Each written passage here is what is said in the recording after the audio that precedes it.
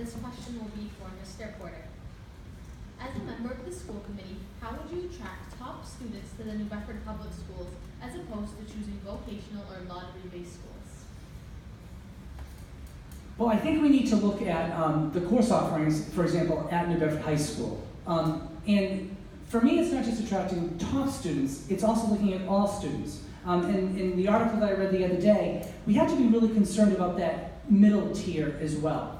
What are we doing for them? So our New Bedford High School experience needs to be very comprehensive. It needs to be having opportunities and programming for students that are going to choose the four-year college path. It needs to be for students that are choosing the two-year college path. But it needs to also be for those students that are choosing the career path right afterwards. So we need to take a look at our program to meet all those needs.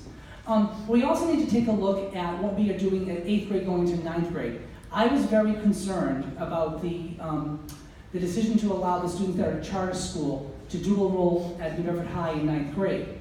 I'm not against the concept, but did we really exercise and make sure that all the students at Keith, Roosevelt, and Normandan who could have had the opportunity, were they given the opportunity to dual enroll? So I think that's another area we need to look at our middle school and look at that transition to New Bedford High. Excuse me, thank you. Same question. Sure, so I think recruiting top students are important.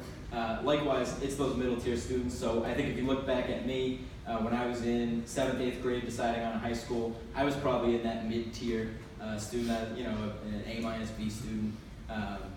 And it wasn't even an option in my family to go anywhere other than New Bedford High School. And that's the way it's been in this city for years and years, that if you're a student and you intend to go to college, you go to New Bedford High School.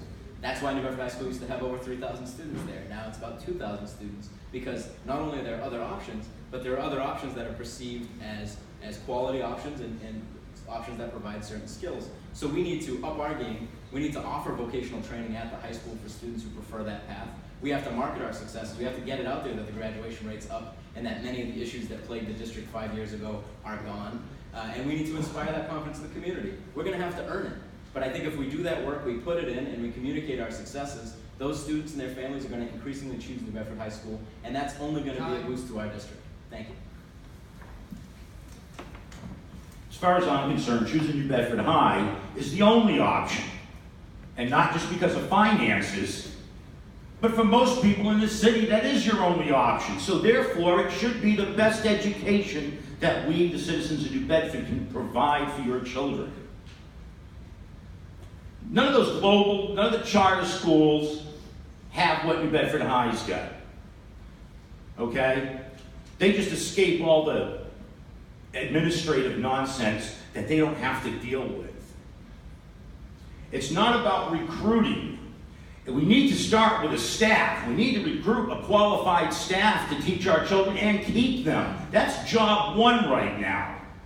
Because we're never going to get students coming there if we don't have a steady, stable staff, okay? We don't have that now, and we need that. But New Bedford High is the choice.